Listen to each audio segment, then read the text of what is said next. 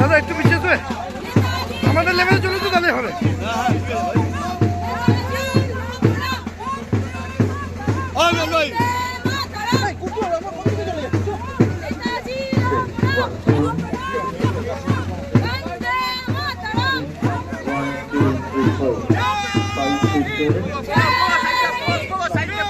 কিছু করার নেই।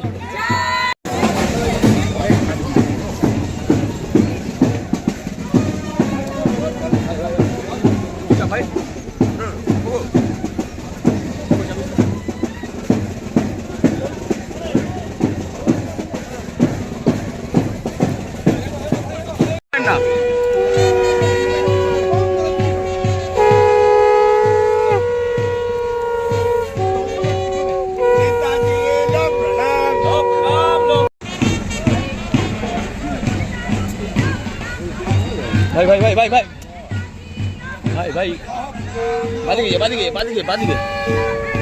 আরে সরে সত্যি মাইরি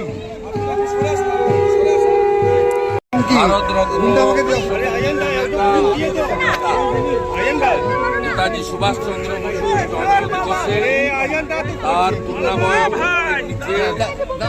মাল্যদান করে তার প্রতি আমাদের শ্রদ্ধা এবং প্রণাম নিবেদন করলাম।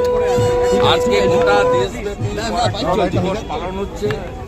সেই পরাক্রম দিবসের মধ্য দিয়ে আমরা আজকে নেতাজিকে শ্রদ্ধার সঙ্গে এবং আমাদের প্রধানমন্ত্রীকে ধন্যবাদ জানাবো।